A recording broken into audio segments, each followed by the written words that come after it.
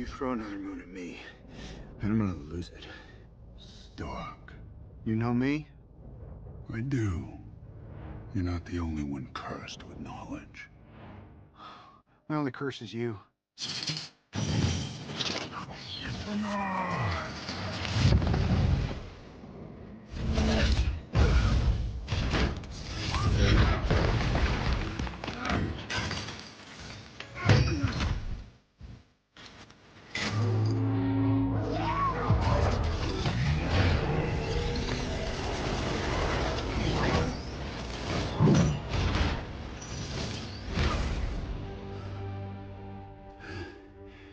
All that for a drop of blood.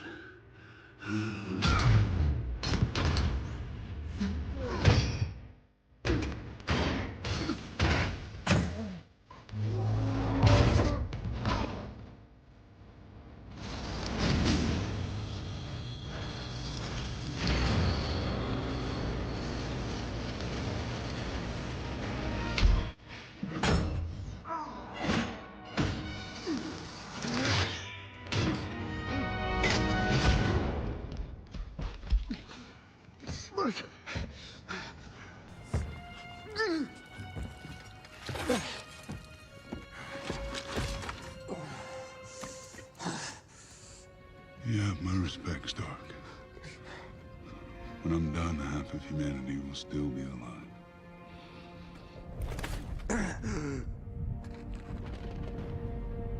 I hope they remember you.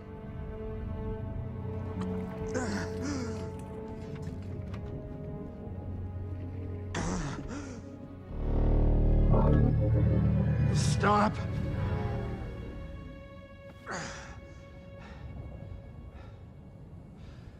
Spare his life, and I will give you the stone. No tricks.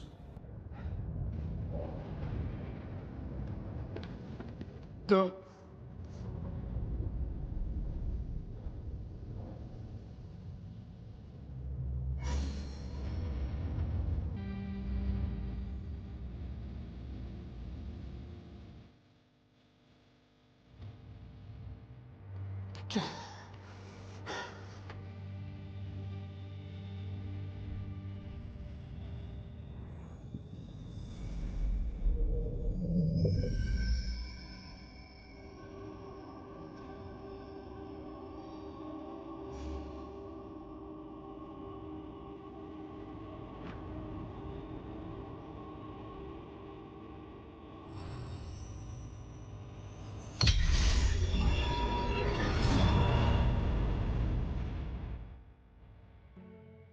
One to go.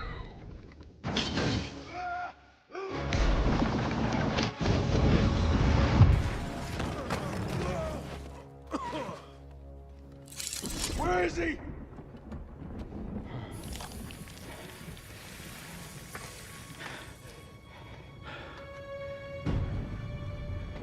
Did we just lose?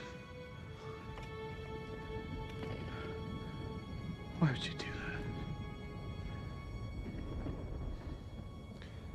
We're in the end game now.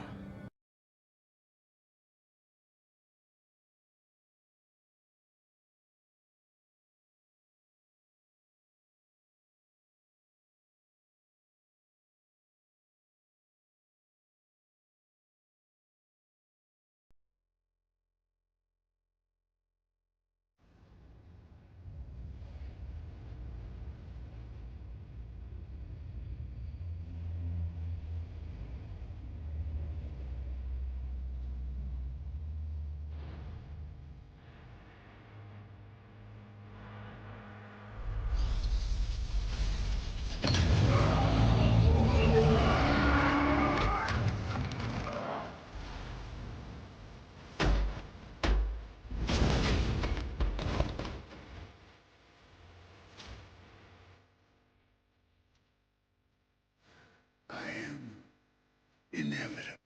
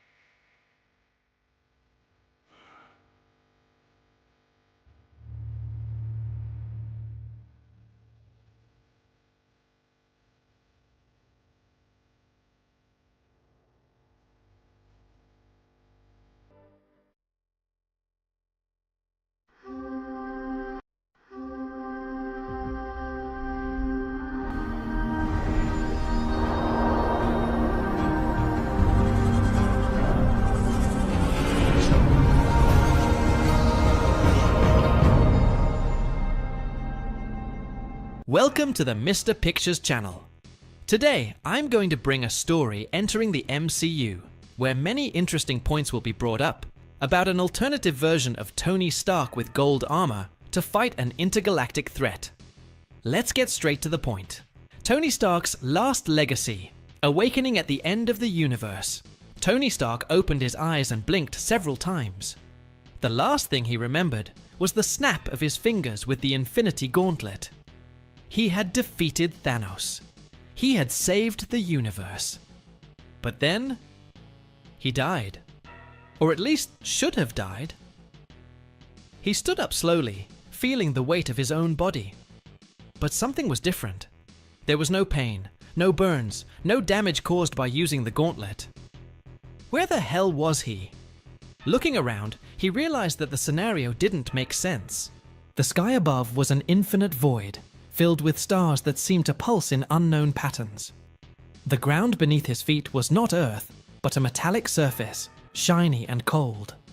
Welcome to the end, Tony Stark. He turned sharply. Before him, a tall man dressed in a white robe was watching him with an enigmatic gaze. His skin seemed to be made of light, and his eyes glowed as if they contained entire galaxies. "Who are you?" Tony asked, feeling his mind already starting to work on 1,000 hypotheses. The being smiled slightly. "I'm the Watcher." Tony crossed his arms. Okay, is this some kind of post-mortem delusion? Because if it is, I have to say I was expecting something less depressing. The Watchman remained expressionless. "You're not dead, Tony Stark, but you're not alive either. You were pulled to this point in time and space for a greater reason." Tony frowned. "And what would be that reason?" The Watcher took a deep breath before speaking. "You saved one universe, but in doing so, you doomed another." Tony was silent for a moment. "You'll need to be more specific." The Watcher extended his hand, and a holographic projection appeared. Tony saw distorted images of a reality he didn't recognize. Cities were on fire. Fallen heroes lay in ruins. At the center of it all, man in gold and black armor, raising a handful of cosmic energy. Tony's blood ran cold. He knew that armor design. It was his. "This can't be real." The Watcher looked directly at him. "This is a version of you, Tony Stark. A version that realized that to save the universe, it was not enough to destroy villains. It was necessary to rule everything, to be the only absolute truth."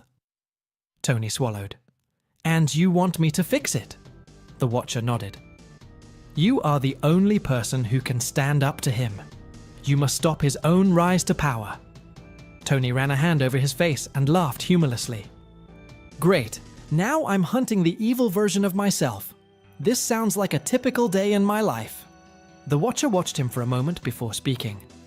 "This will be your toughest battle, Tony Stark, because to beat him, you'll need to be more than Iron Man." Tony looked at the projection of his corrupted version and took a deep breath. He had faced gods, titans, and aliens, but he had never faced himself. And that was a problem. Returned to the battlefield, Tony felt an energy envelope his body. Before he could react, he was pulled into the dimensional vortex created by the Watcher. In the blink of an eye, he found himself in a devastated world. The air was heavy. The smell of destruction and blood permeated the environment. And then he saw it. On the horizon, an immense golden palace rose in the center of what was left of New York. Technological towers floated, drones patrolled the sky, and giant suits of armor marched like armies. And at the top of that empire, he was there. Tony Stark, or rather, Doom Stark. The alternate version of himself, who had abandoned all morality and become the supreme ruler of the multiverse. Tony clenched his fists. He needed to find allies. He needed to stop this. Because if I couldn't, humanity would no longer have hope. The golden path. The golden armor gleamed under the cold light of the universe. Tony Stark traversed the far reaches of space, his thrusters propelling him to a destination few would dare visit. the domain of the Celestials. He needed answers. How to defeat the version of himself that had become Doom. The stars became blurs as he accelerated, guided by ancient coordinates that were stored in his armor. Finally, after what seemed like hours, he arrived at the scene. The Eternal Abyss. A formless void where only those who had transcended mortality could enter. Tony took a deep breath. Okay, Celestials, I hope you're home. He landed in the center of the void, and as soon as his feet touched the invisible surface, the universe around him distorted. Suddenly, he was in front of them, the Celestials. Their colossal bodies shone like living stars, each of them representing a force beyond human comprehension. Arishem the Judge was the first to speak. Iron Man, why did you come to us? Tony wasted no time. Then, I need to know how to defeat Doomstark. He is collapsing the lines of the multiverse and intends to rule everything. I need a way to stop him. The Celestials remained silent for a moment. Then, one of them, Exitar, the Executioner, replied, "You'll never make it alone." Tony frowned. That's not a helpful answer, friend. I need something more specific. Arishem tilted his head slightly. Doomstark has become an entity beyond human understanding. He has absorbed powers that have made him an absolute being. If you want to defeat him, you will need strengths beyond your own. Tony gritted his teeth. So what do I do? Sit and watch as he rewrites reality his way? It was then that Exitar said something that made Tony shudder.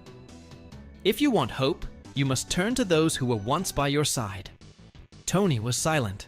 Those who were by your side. He knew exactly what that meant. The Avengers. But they were all dead, right? Or could it be? He felt a spark of hope. If there was a chance, however small, that his former allies could help him, he needed to try. Wasting no time, Tony activated the thrusters and left the Celestials' domain. He had a new goal. Bring back those who could prevent the multiverse apocalypse. And if that meant defying the laws of time and death, so be it. Tony Stark was ready to rewrite history. The return of the Avengers. The Golden Armor's engines roared as Tony tore through the vastness of space, his mind racing with the impossible idea the Celestials had suggested. Reach out to those who were once by your side. But how?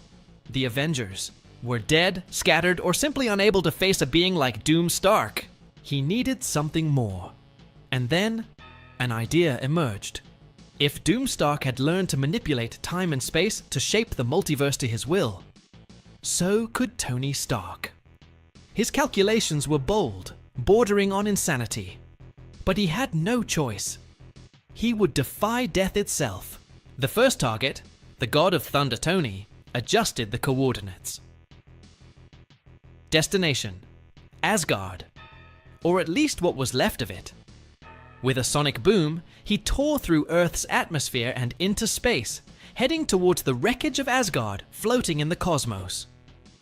The rubble of the ancient home of the gods still glowed with the golden energy of the destroyed Bifrost. But Tony wasn't there for the wreckage. He knew that if there was any chance of bringing Thor back, he would have to look to Valhalla. The idea seemed absurd. Valhalla was not a place accessible to mere mortals, but Tony was not just any mortal. With his enhanced golden armor, he activated an experimental technology, Dimensional Tier. Let's see if I can force my way into the House of the Gods without getting kicked out. A portal began to open. A furious, golden vortex expanded before him, revealing a realm that no human should ever see. Valhalla. He took a step forward and fell. When he opened his eyes, he was standing on a golden field, under an eternal sky of battles. Ancient warriors, legendary figures. And there, in the center, raising his hammer in a toast with the fallen, was he, Thor. Tony approached. The God of Thunder turned around, eyes blazing like raging storms. "Stark! How the hell did you get here?" Tony smiled. Long story, but in short, The universe is screwed, and we need your hammer once again. Thor stared at Tony for a moment. Then he threw his mug of mead aside and picked up Mjolnir. Then let's crush Doom. And a new Avenger had returned.